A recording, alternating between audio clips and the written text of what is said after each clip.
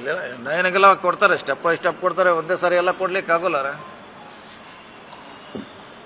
ಪಕ್ಷ ನಮ್ಗೆ ಎಷ್ಟು ಪ್ರಾಮುಖ್ಯತೆ ಕೊಡಬೇಕು ಅಷ್ಟು ಕೊಡ್ತಾ ಇದೆ, ಕೊಟ್ಟಿಲ್ಲದೇನಿಲ್ಲ. ಸೊ ಇನ್ನು ನಿರೀಕ್ಷೆ ಮಾಡೋಣ, ಇನ್ನೂ ಟೈಮ್ ಇದೆ.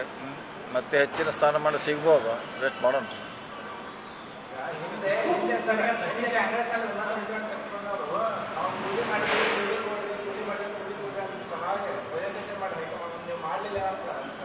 ಇಲ್ಲ ಕೊಟ್ಟಿದಾರಲ್ಲ ಈಗಾಗಲೇ.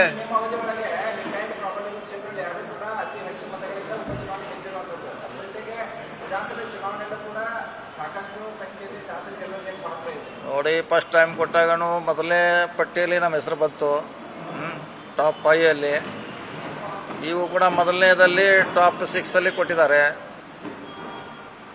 ಸೊ ಈಗ ನಮಗೇನ ಎಷ್ಟು ಗೌರವ ಕೊಡಬೇಕಾ ಪಕ್ಷ ಅಷ್ಟು ಕೊಟ್ಟಿದೆ. ಇನ್ನೂ ನಿರೀಕ್ಷೆ, ಭಾಳಷ್ಟು ನಿರೀಕ್ಷೆ ಇದೆ, ಅದಕ್ಕೆ ಟೈಮ್ ಬೇಕಾಗ್ತದೆ. ಯಾರೋ ಮಾಡಿದ್ದಾರೆ, ಅದು ಮಾಡಿದಂತೆ ನಿಜ, ಅದು ಮಾಡಿದಂತೆ ನಿಜ. ನೋಡೋಣ, ಪೊಲೀಸ್ ಎನ್ಕ್ವೈರಿ ಮಾಡ್ತಾರೆ, ನೋಡೋಣ ಯಾರು ಮಾಡಿದಾರೆ ಅಂತ ಗೊತ್ತಾಗ್ತದೆ.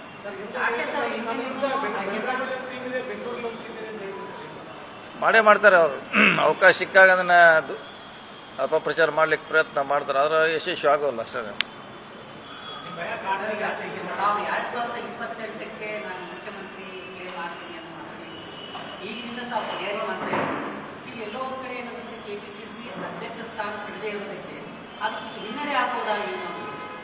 ನೋಡೋಣ, ಅದಿನ್ನೂ ಭಾಳ ದೂರ ಇದ್ದಾರೆ.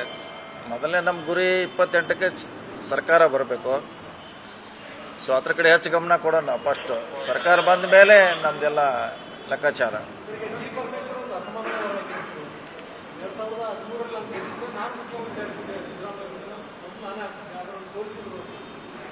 ಎಲ್ಲ ರಾಜಕಾರಣ ನಡೆದಿರೋ ಸ್ವಾಭಾವಿಕ. ಎಲ್ಲ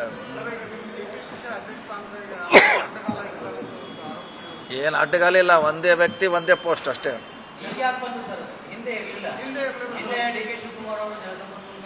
ಅದು ಹಿಂದೆ ಇರಲಿಲ್ಲ, ಈಗ ಜಾರಿಯಲ್ಲಿ ಇದೆ, ಅದು ಸದ್ಯಕ್ಕೆ ಜಾರಿಯಲ್ಲಿ ಇದೆ, ಆಗಿದೆ ಅಷ್ಟೇ. ಅದ್ರಾಗ ಏನು ಅಂತದೇನಿಲ್ಲ.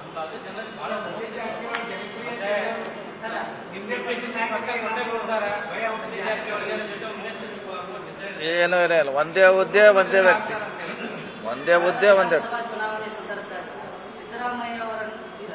ಪರಮೇಶ್ವರ್ ಅವರನ್ನ ಸಿದ್ದರಾಮಯ್ಯ ಅವರೇ ಸೋಲಿಸಿದ್ರು, ದಲಿತ ವಿರೋಧಿ ಅಂತೇಳಿ ಆಗಿಂದ ನಾಯಕನನ್ನು ಕಟ್ಟಿ ಹಾಕುವಂತ ಪ್ರಯತ್ನ. ಅದಾದ ನಂತರ ಈಗೇನಕ್ಕೆ ಸತೀಶ್ ಜಾರಕಿಹೊಳಿ ಆಗಿಂದ ನಾಯಕರೇ ಟಾರ್ಗೆಟ್ ಆಗ್ತಾ ಇದ್ದಾರೆ ರಾಜಕಾರಣಕ್ಕೆ. ಅದು ಇತಿಹಾಸದಲ್ಲಿ ಇದ್ದಾರೆ, ಈಗ ಗೊತ್ತಲ್ಲ, ಸುಮಾರು ವರ್ಷದಿಂದ ಇತಿಹಾಸದಲ್ಲಿ ಬಂದಿದೆ. ಹಂಗೆ ಹೆಚ್ಚು ಟಾರ್ಗೆಟ್ ಮಾಡೋಂಥ ಪ್ರಯತ್ನ ನಮ್ಮ ಶೋಷಿತರಲ್ಲೇ ಆಗುತ್ತೆ. ಅದೇನು ಹೊಸದಲ್ಲ, ಅದನ್ನು ಮೀರಿ ಬೆಳಿಬೇಕಾಯ್ತು ಅಷ್ಟೇ. ನಾವು ಅದನ್ನು ಮೀರಿ ಬೆಳಿಬೇಕಷ್ಟೇ. ಈಗ ಯಾರು ಟಾರ್ಗೆಟ್ ಮಾಡಿ ನೋಡೋಣ, ಪೊಲೀಸ್ ತನಿಖೆ ಮಾಡ್ತಿದ್ದಾರೆ, ಮಾಡಿದ್ಮೇಲೆ ಗೊತ್ತಾಗುತ್ತೆ. ಇಲ್ಲ ಹಾಗೇನಿಲ್ಲ, ನಮಗೆ ಗೌರವ ಎಷ್ಟು ಕೊಡಬೇಕು ಪಕ್ಷ ಅಷ್ಟು ಕೊಟ್ಟಿದೆ. ಇನ್ನೂ ನಮ್ಗಿಂತ ಸೀನಿಯರು, ನಮ್ಗಿಂತ ಇನ್ನೂ ಹೆವಿ ವೇಟ್ಸ್ ಹೊರಗಿದ್ದಾರೆ, ನಮಗೆ ಒಳಗಿದ್ದೀವಿ ನಾವೀಗ. ಅಷ್ಟೇ ಖುಷಿ ಪಡಬೇಕಷ್ಟೇ. ಈಗ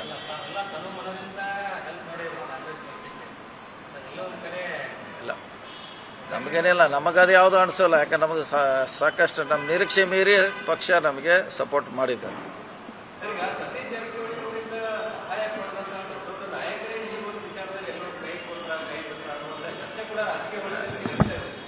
ರಾಜಕೀಯದಲ್ಲಿ ಏನೋ ಚರ್ಚೆ ಆದರೂ ಕೂಡ ನಮಗೆ ಸಿಗಬೇಕಂತ ಗೌರವ ಸಿಕ್ಕಿದ್ರೆ ನಮ್ಮ ಜೊತೆ ಯಾರಿದ್ದಾರೆ ಅವರೆಲ್ಲ ಇದ್ದಾರೆ.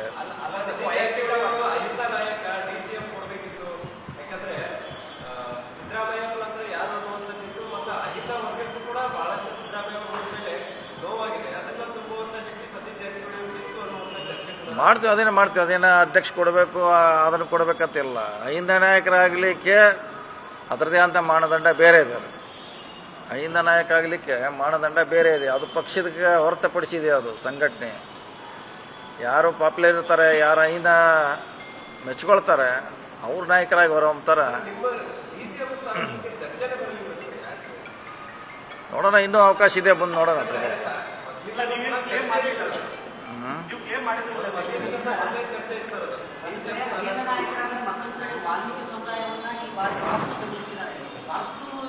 ಶಾಸಕರಿಗೆ ಇದೇ ಪ್ರಥಮ ಬಾರಿಗೆ ಅಷ್ಟು ಸಂಖ್ಯೆಯಲ್ಲಿ ಆಯ್ಕೆಯಾಗಿದ್ದಾರೆ. ಆ ಸಮಾಜಕ್ಕಾಗಿರ್ಬೋದು, ಜೊತೆಗೆ ಅಹಿಂದ ವರ್ಗಕ್ಕಾಗಿರ್ಬೋದು. ಅದು ಎಲ್ಲೋ ಒಂದು ಕಡೆ ನಿಮಗೆ ಈ ರೀತಿ ಇದು ಮಾಡಿದ ಅಸಮಾಧಾನ. ನಮಗಂತೆ ಅಸಮಾಧಾನ ಇಲ್ಲ. ನೀವು ಹೇಳಿದಂಥ ವಿಚಾರಗಳನ್ನ ಮುಂದಿನ ದಿನಗಳಲ್ಲಿ ಸರಿಪಡಿಸಲಿಕ್ಕೆ ಅವಕಾಶಗಳಿದೆ, ಕಾದು ನೋಡೋಣ ಅಷ್ಟೇ. ಹಾರ್ಟ್ ಆಗಿ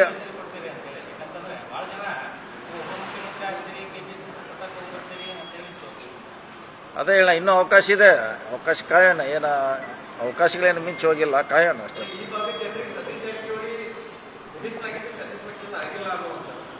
ಇಲ್ಲ, ಹಾಗೆ ಹಾಗೆ ಆಗಲೇಬೇಕಲ್ಲ. ಮಂತ್ರಿ ಕೊಟ್ಟಿದ್ದೇ ಅದೇ ದೊಡ್ಡದು, ಅದು ಕೆಲಸ ಮಾಡ್ಲಿಕ್ಕೆ ಅವಕಾಶ ಕೊಟ್ಟಿದ್ದಾರೆ.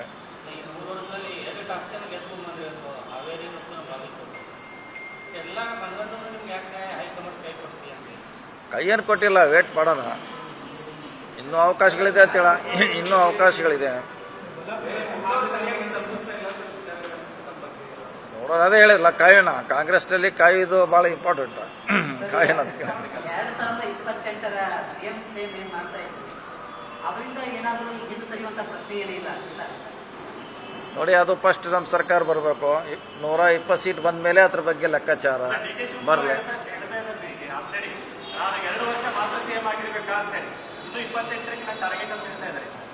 ಅದು ಅವಾಗ ಹೈಕಮಾಂಡು, ಶಾಸಕರು ಹೊಸ ಚುನಾವಣೆ ಆದ್ಮೇಲೆ ನಿರ್ಧಾರ ಮಾಡ್ತಾರೆ. ಅಲ್ಲಿವರೆಗೆ ನೋಡೋಣ. ಈಗ ಯಾಕದೆಲ್ಲ ಆ ಪ್ರಶ್ನೆ ಈಗ ಬೇಡ.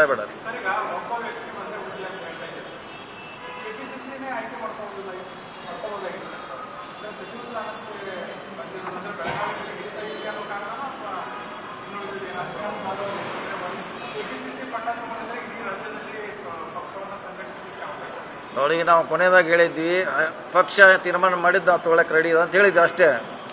ಅದು ಅಧ್ಯಕ್ಷ ಕೊಡ್ಬೋದಿತ್ತು, ಮಂತ್ರಿ ಕೊಡ್ಬೋದಿತ್ತು. ನಮ್ಮ ಕೊನೆಯ ಆಪ್ಷನ್ ನಾವು ಅವ್ರಿಗೆ ಬಿಟ್ಟಿದ್ದೀವಿ, ವರಿಷ್ಠರಿಗೆ ಬಿಟ್ಟಿದ್ದೀವಿ. ಏನು ಮಾಡ್ತಾರೆ ಮಾಡಿ, ನಾವು ಅದಕ್ಕೆ ಒಪ್ಕೊಳ್ತೀವಿ ಅಂತ ಹೇಳಿದ್ವಿ. ಸಿದ್ದರಾಮಯ್ಯ ಅವ್ರನ್ನ ಚೇಂಜ್ ಮಾಡಿದ ಮೇಲೆ ಮುಂದಿನ ಸಾರಿ ಕಾಂಗ್ರೆಸ್ 40 ಕೂಡ ಗೆಲ್ಲಲ್ಲ ಅಂತ ಲಖನ್ ಜಾರಕಿಹೊಳಿ ಅವರು ಓಪನ್ ಸ್ಟೇಟ್ಮೆಂಟ್. ಅವ್ರು ಹೇಳಿ ಎಲ್ಲರೂ ಹೇಳ್ತಾರೆ. ಅವ್ರೊಬ್ಬರು ಯಾಕೆ, ಎಲ್ಲ BJP ಎಲ್ಲರೂ ಹೇಳ್ಯಾರ. ಒಬ್ಬರು ಹೇಳಿಲ್ಲ, ಎಲ್ಲರೂ ಹೇಳಿದ್ದಾರೆ. ಎಲ್ಲರೂ ಹೇಳಿದ್ದಾರೆ, ಒಬ್ಬರೇ ಏನು ಹೇಳಿಲ್ಲ. BJP ಎಲ್ಲರೂ ಅದೇ ಒಂದೇ ಸೇಮ್ ಫಿಗರ್ಸ್. ಅವ್ರನ್ನ ಕೇಳಬೇಕಲ್ಲ, ಯಾರು ಸಿಟ್ಟು ಅಂತ ನಮಗೆ ಗೊತ್ತಾಗ.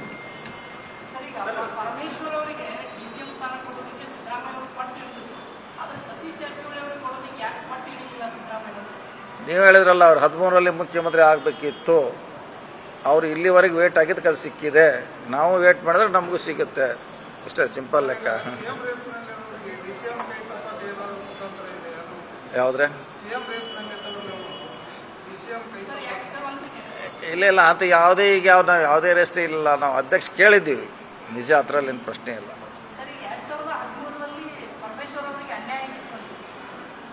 ಅವರು ಅವಾಗ ನೀವು ಹೇಳಿದ್ರಲ್ಲ, ಅವ್ರು ಆರಿಸಿ ಬಂದಿದ್ರೆ ಅವಾಗ ಮುಖ್ಯಮಂತ್ರಿ ಅಂತ ಹೇಳಿದ್ರಲ್ಲ, ಅದು ಎಲ್ಲರ ತಲೆಯಲ್ಲಿ ಇತ್ತು. ಅದು ಆಗ್ಬೋದು, ಆಗದೇ ಇರ್ಬೋದು. ಆದರೆ ಅದನ್ನ ಈಗ ಅದು ಫುಲ್ಫಿಲ್ ಮಾಡೋಂಥ ಪರಿಸ್ಥಿತಿ 10 ವರ್ಷ ಏಟಾದ್ರೆ 13 ವರ್ಷ ನಂತರ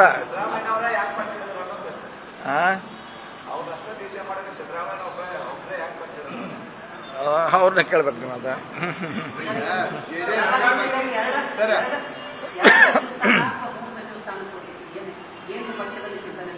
ಒಂದಂತಿ ಕೊಡ್ಲೇಬೇಕು, ಅದೇನು ಪ್ರಶ್ನೆ ಇಲ್ಲ. ಒಂದಂತಿ ಕೊಡ್ಲೇಬೇಕು. ಅದು ಸಿದ್ದರಾಮಯ್ಯನವರು ಜೆಡಿಎಸ್ ಬಿಟ್ಟು ಬಂದಾಗ ಸತೀಶ್ ಜಾರಕಿಹೊಳಿ ಅವರು ಅವತ್ತಿಂದ ಇವತ್ತಿನವರೆಗೂ ಅವ್ರ ಪರವಾಗಿ ನಿಂತಿದ್ರು. ಆದ್ರೆ ಸತೀಶ್ ಜಾರಕಿಹೊಳಿ ಅವರಿಗೆ ಅಧಿಕಾರ ಕೊಡೋ ವಿಚಾರ ಬಂದಾಗ ಸಿದ್ದರಾಮಯ್ಯನವರು ನಿಲ್ಲಿಲ್ಲ ಅಂತ ನಿಮ್ಮ ಅಭಿಮಾನಿಗಳನ್ನ ಆರೋಪ. ನೋಡಿ, ಅಡ್ಜಸ್ಟ್ಮೆಂಟ್ ಎಷ್ಟು ಮಂದಿ ಕೊಡಿಸ್ಬೇಕು ಅವರು. ಈಗ ಪರಮೇಶ್ವರ್ ಕೊಡಿಸಿದ್ದಾರೆ.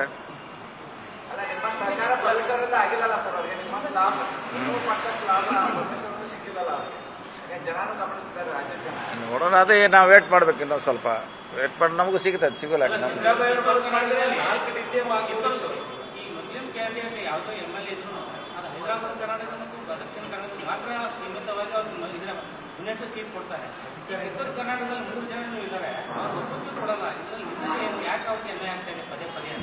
ನೋಡೋಣ, ಡಿಮಾಂಡ್ ಇದೆ, ಅವ್ರದ್ದು ಡಿಮಾಂಡ್ ಇದೆ.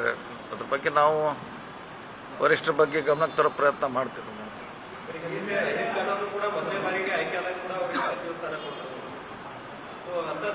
ಸ್ಥಿತಿ ನಮ್ಮ ಉತ್ತರ ಕರ್ನಾಟಕ ಭಾಗದ ಜನರ ಡಿಮ್ಯಾಂಡ್ ಇದೆ ಸರ್. ಬರೀ ಮುಸ್ಲಿಂ ಅಷ್ಟೇ ಎಲ್ಲ ಬಹಳಷ್ಟು ಜನ ಕೇಳ್ತಾ ಇದ್ದಾರೆ. ನೋಡೋಣ, ಅದ್ರ ಬಗ್ಗೆ ನಾವು ಕೂಡ ಚರ್ಚೆ ಮಾಡ್ತೀವಿ, ಅವರೆಷ್ಟು ಗಮನಕ್ಕೆ ತರುವಂತ ಪ್ರಯತ್ನ ಮಾಡ್ತೀವಿ. ನಿನ್ನೆ ಕೂಡ ಗೋಕಾಕದಲ್ಲಿ ಭೇಟಿಯಾಗಿದ್ರೆ ಪ್ರಯತ್ನ ಮಾಡ್ತೀವಿ.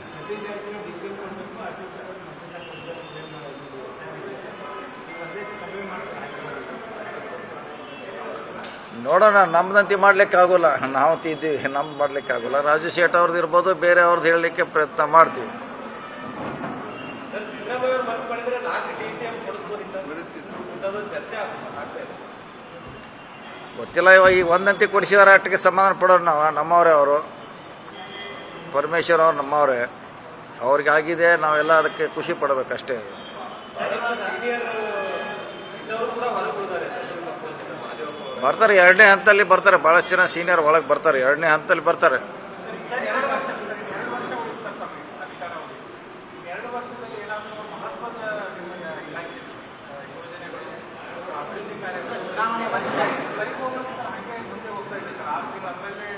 ಹೌದೌದು, ಬಟ್ ಟೆಂಡರ್ ಮಾಡ್ಲಿಕ್ಕೆ ಡಿಲೇ ಆಗ್ತಾ ಇದೆ, ಟೆಕ್ನಿಕಲಿ ಪ್ರಾಬ್ಲಮ್ ಇದೆ ಭಾಳ. ಈ ಮಂತ್ ಎಂಡಿಗೆ ಟೆಂಡರ್ ಮಾಡ್ತೀವಿ. ಸರ್, ಇವಾಗ ಅಹಿಂದ ಸಂಘಟನೆ ಕುರಿತಾಗಿ ಇಷ್ಟೆಲ್ಲ ರಾಜಕೀಯ ಬೆಳವಣಿಗೆಗಳು ಬಂದು ಅಹಿಂದ ಸಂಘಟನೆ ಯಾವ ರೀತಿ ಇನ್ನು ಮುಂದೆ ಸಂಘಟನೆ ಆಗ್ತದೆ? ಈಗ ಒಬ್ರಿಗೊಬ್ರು ಈ ರೀತಿ ಒಂದು ರಾಜಕೀಯ ಬೆಳವಣಿಗೆ ಮಾಡಿದಾಗ ಯಾವ ರೀತಿ ಒಂದು ಅಹಿಂದ ಸಂಘಟನೆ ಮಾಡ್ತೀವಿ, ಒಂದು ಪ್ಲಾನ್ ನೋಡಿ, ಅಹಿಂದ ಸಂಘಟನೆ ಮಾಡಲಿಕ್ಕೆ ಅದಕ್ಕೆ ಪ್ರತ್ಯೇಕವಾದ ಸಂಘಟನೆ ಇದೆ. ಅದರಿಂದ ನಮಗೆ ರಾಜಕೀಯ ಲಾಭ ಆಗ್ತದೆ. ಅಹಿಂದದಿಂದ ನಮಗೆ ರಾಜಕೀಯ ಲಾಭ ಆಗ್ತೈತಿ, ವಿಶೇಷವಾಗಿ ಕಾಂಗ್ರೆಸ್ನಲ್ಲಿರೋರಿಗೆ. ಅದನ್ನು ನಾವು ಪ್ರೋತ್ಸಾಹ ಮಾಡಬೇಕು, ಬೆಳೆಸೋಂಥ ಪ್ರಯತ್ನ ಮಾಡಬೇಕು, ಅಷ್ಟೇ ನಮ್ಮ ಕೆಲಸ. ಸರ್, ಬೆಳಗಾವಿ ರಿಂಗ್ ರೋಡ್ ಸೇರಿದಂತೆ ಸಾಕಷ್ಟು ಕೆಲಸಗಳು ಬಾಕಿ ಉಳಿದಿದ್ದಾವೆ. ನೋಡೋಣ, ಅದು ರೀಟೆಂಡರ್ ಮಾಡೋದ್ರಿಂದ ಮತ್ತೆ ಪ್ರಾಬ್ಲಮ್ ಆಗಿದೆ. ರೀಟೆಂಡರ್ ಮಾಡಿದ್ದಾರೆ, ಸೊ ಬೇಗ ಮುಗಿಸ್ಲಿಕ್ಕೆ ಪ್ರಯತ್ನ ಮಾಡ್ತಾ ಇದ್ದೀವಿ ನಾವು ಕೂಡ. ಫ್ಲೈಓವರ್ ಈ ತಿಂಗಳ ಎಂಡಿಗೆ ಟೆಂಡರ್ ಮಾಡ್ತೀವಿ. ಮಳೆಗಾಲ ನಂತರ ಕೆಲಸ ಪ್ರಾರಂಭ. ಪ್ಲಾನ್ ಇತ್ತು, ಏನು ಮಾಡಬೇಕಲ್ಲ, ಅದು ಅನಿವಾರ್ಯ. ಮತ್ತು ಪರಿಸ್ಥಿತಿ ಬದಲಾವಣೆ ಆಯ್ತಾರೆ, ಏನು ಮಾಡೋಕ್ಕಾಗಲ್ಲ. ಸಿ ಎಂ ಯಾವುದ್ರೆ ಆಲ್ರೆಡಿ ಟೆಂಡರ್ ಆಗಿದೆ, ಅದು ಆಲ್ರೆಡಿ ಟೆಂಡರ್ ಆಗಿದೆ. ಎಲ್ಲ 3 ಕೂಡ ಮಾಡ್ತೀವಿ. ಕಿಸಾನ್ ಮಾರ್ಕೆಟ್ ಸಮಸ್ಯೆ ಇದ್ದಾಗಿ ಸಾಕಷ್ಟು ಜನ ಈಗ ರೋಡ್ ಮೇಲೆ ನಿಂತು ಮಳೆಗಾಲ ಶುರುವಾಗಿದೆ, ಸಾಕಷ್ಟು ತೊಂದರೆ ಆಗ್ತಾ ಇದೆ. ನೋಡಿ, ಅದು ಈಗಾಗಲೇ ನಾವು ಕೊಟ್ಟದವ್ರಿಗೆ 3 ತಿಂಗಳು ಮಾತ್ರ ನಮ್ಮ ಅವಕಾಶ ಇತ್ತು, ಮತ್ತೆ 3 ತಿಂಗಳು ಎಕ್ಸ್ಟೆಂಡ್ ಮಾಡಿದ್ದೀವಿ. ಸೊ ಈಗ ಅವರು ಖಾಲಿ, ಸುಮಾರು ಶಾಪ್ ಖಾಲಿ ಇದೆ, ಅಲ್ಲಿ ಅಕ್ಯುಪೈ ಮಾಡಿದ್ರೆ ಅವ್ರಿಗೂ ಒಳ್ಳೆಯದು,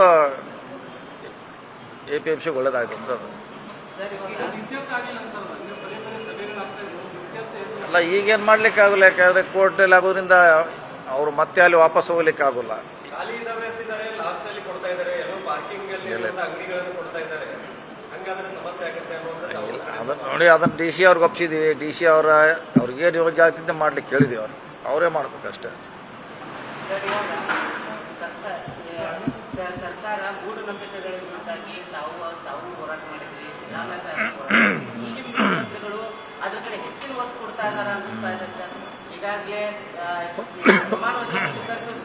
ಸಮಯದಲ್ಲೂ ಕೂಡ ಒಂದು ಹೊಸ ದೇವರುಗಳನ್ನ ಸೃಷ್ಟಿ ಮಾಡಿ ಕರ್ನಾಟಕ ಜನತೆಗೆ ತೋರಿಸಿದ್ರು. ನೋಡಿ, ನಾವು ಹೊಸ ಮುಖ್ಯಮಂತ್ರಿಗಳಿಂದ ಅವ್ರೇನು ಮಾಡ್ತಾರ, ಜ್ಯೋತಿಷ್ ಕೇಳ್ತಾರ, ಭವಿಷ್ಯ ಕೇಳ್ತಾರ, ಎಲ್ಲಿ ಹೋಗ್ತಾರ, ಅದು ನಮಗೆ ಕನ್ಸರ್ನ್ ಇಲ್ಲ. ನಮಗೆ ಕರ್ನಾಟಕ ಅವರ ಅವಧಿಯಲ್ಲಿ ಡೆವಲಪ್ ಆಗಬೇಕು, ಪಕ್ಷ ಸಂಘಟನೆ ಆಗಬೇಕು, ಮತ್ತೆ 28ಕ್ಕೆ ನಾವು ಬರಬೇಕು ಅನ್ನೋದು ಅಷ್ಟೇ. ನಾವು ಅವ್ರ ಕಡೆಯಿಂದ ನೋಡೋದು. ಅವ್ರು ಅಲ್ಲಿ ಪೂಜೆ ಮಾಡಿಸ್ರ, ಇಲ್ಲಿ ಹೋಗಿದ್ರ, ಅದು ನಮಗೆ ಕನ್ಸರ್ನ್ ಅಲ್ಲ. ಅದು ನಮಗೆ ಕನ್ಸರ್ನ್ ಇರೋದು ರಾಜ್ಯದ ಜನತೆಗೆ ಒಳ್ಳೇದಾಗಬೇಕು.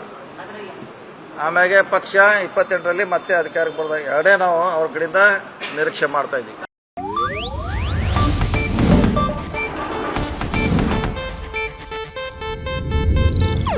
ಇದು ಏಷ್ಯಾನೆಟ್ ನ್ಯೂಸ್ ನೆಟ್ವರ್ಕ್ ಪ್ರಸ್ತುತಿ.